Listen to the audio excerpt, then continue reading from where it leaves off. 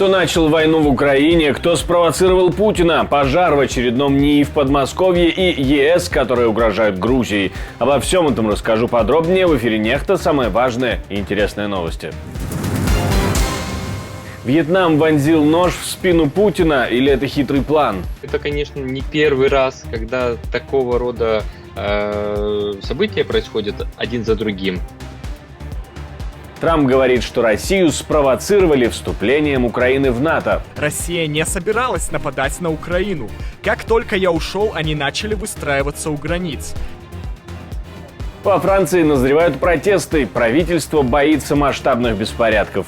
Возможно, что будет очень сильная напряженность, прежде всего вечером, в день выборов. Спасибо, что смотрите, спасибо за доверие. Не забывайте ставить лайки, оставлять комментарии, не забывайте подписываться на канал. Это очень важно, так же как и кнопочку «Супер спасибо», так вы можете нас поддержать. Поехали. Не успела остыть красная дорожка, на которой встречали Путина во Вьетнаме, не успел, наверное, даже борт с кем-то из двойников приземлиться, как переговоры автоматически стали неудавшимися. Ханой поблагодарил Вашингтон за организацию мартовского визита и назвал своим стратегическим партнером. Вьетнам готов работать с США для продвижения всеобъемлющего стратегического партнерства в целях эффективного, стабильного и сдерживающего развития на основе уважения независимости, суверенитета, территориальной целостности и политических институтов друг друга. Спустя сутки после визита Путина с большой делегацией в Ханой прилетел помощник госсекретаря США по делам Восточной Азии и Тихого океана Дэниэль Криттенбринг. И именно ему были адресованы эти слова. Значит ли это, что путинский визит был неудачным, несмотря на порядка 20 договоров, которые были подписаны по его результатам? Мы спросили у главы Института американистики Владислава Фарапонова.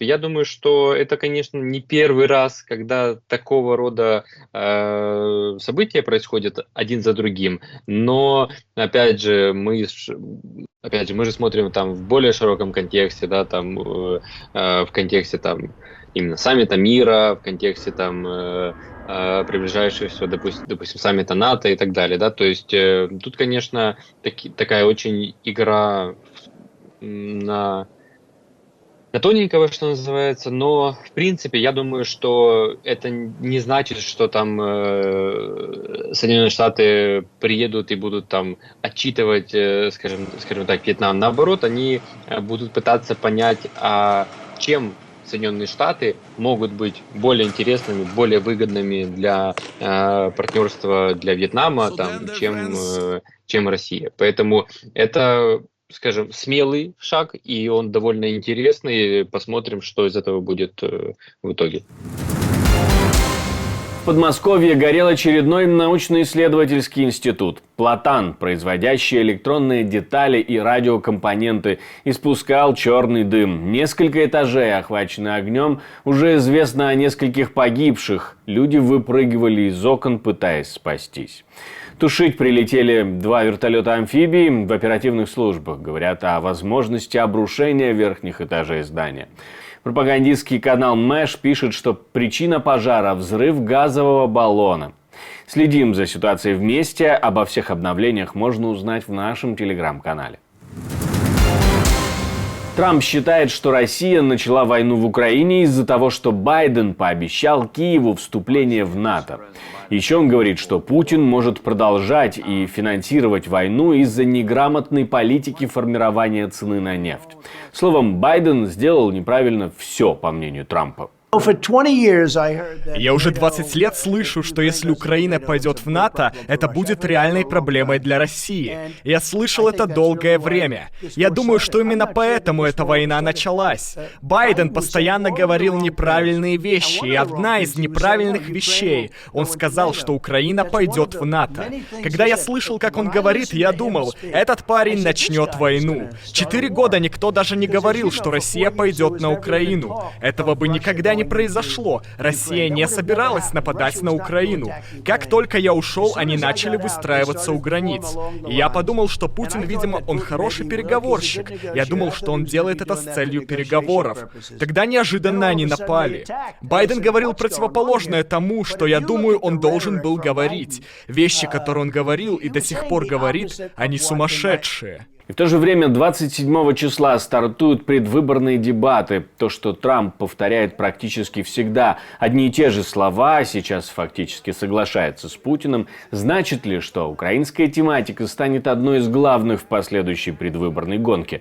Мы спросили об этом у главы Института американистики Владислава Фарапонова. Как раз в последнее время на таких дебатах, в принципе, как раз вопросы внешней политики все больше и больше поднимаются, но что касается того, будет ли это там ключевой темой, я не думаю.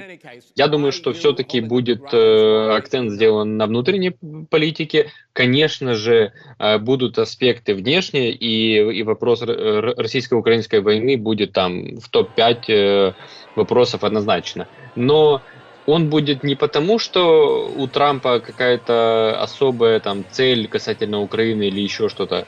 Он будет в топ-5, на мой взгляд, потому что Соединенные Штаты являются, по сути, первым государством касательно военной помощи для Украины. Да? И, конечно же, их усилия с точки зрения как раз собирания, если можно так сказать, тех других союзников в Европе и не только, чтобы те как раз в свою очередь усилили поддержку для Украины. В ЕС пригрозили Грузии закрыть двери в Евросоюз, если власти продолжат свою политику и дальше будут отступать от ценностей Союза. Об этом написали на сайте Еврокомиссии. В краткосрочной перспективе есть меры, которые могут быть приняты, например, прекращение поддержки через Европейский фонд мира. И мы остановили в политическом контексте высокого уровня или рассматриваем возможность остановить некоторые части финансовой поддержки, которая идет непосредственно правительству. Мы не хотим, чтобы это повлияло на гражданское население. Мы не хотим, чтобы гражданское население страдало еще больше. Но решения есть, и они перечислены. Также главный дипломат ЕС анонсировал решение по замороженным российским активам. Говорит, после путинских поездок и угроз стало ясно, что РФ готовится к затяжной войне. Договор предусматривает законные способы продвижения вперед, даже если некоторые страны-члены не хотят в нем участвовать. И мы посчитали, что раз Венгрия не участвовала в принятии решения, то нет необходимости, чтобы она участвовала в реализации этого решения. Решение ясно. Доходы от замороженных российских активов будут использованы для увеличения нашей военной поддержки Украины. Первая партия денег поступит на следующей неделе. И у нас не может быть наличных, и у нас есть юридическая процедура, чтобы продвинуться вперед, избежав любой блокировки со стороны некоторых стран-членов, которые не были частью решения.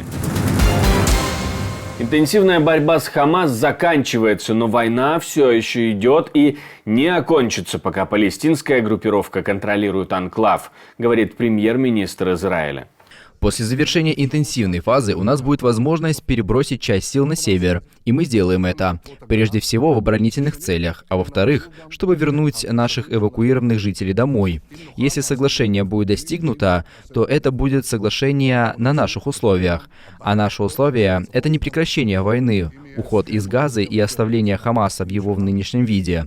Я отказываюсь оставлять Хамас в его нынешнем виде. Мы должны его уничтожить. В конечном итоге нам придется сделать две вещи. Вам понадобится продолжающаяся демилитаризация, и вам нужно будет создать гражданскую администрацию. Я надеюсь, что при поддержке и руководстве некоторых стран региона, я думаю, что это правильный путь для продвижения вперед. Я скажу вам, что я не готов сделать там палестинское государство. Я не готов передать его палестинской автономии. То есть война переходит в свою уже менее активную фазу, где политики должно быть больше, чем боевых действий. Во Франции боятся терактов во время выборов. Министр внутренних дел говорит, что политики-популисты не выполнят обещаний после своего избрания на внеочередных выборах, и разочарование французов может превратиться в протесты и беспорядки. Возможно, что будет очень сильная напряженность, прежде всего вечером, в день выборов. Поэтому мы будем следить за тем, чтобы сохранился порядок. В среду утром, 26 июня, я проведу совещание с представителями служб безопасности и разведки, чтобы подготовить первый и второй туры, чтобы они прошли спокойно, демократично. Но в основном я опасаюсь напряженности после лета. Кто будет платить?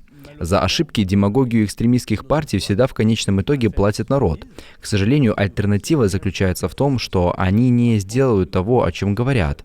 И тогда они обманут французский народ. И в этом случае разочарование и гнев будут еще сильнее. Так что да, я думаю, что в сентябре, октябре, ноябре могут возникнуть действительно большие общественные, социальные проблемы.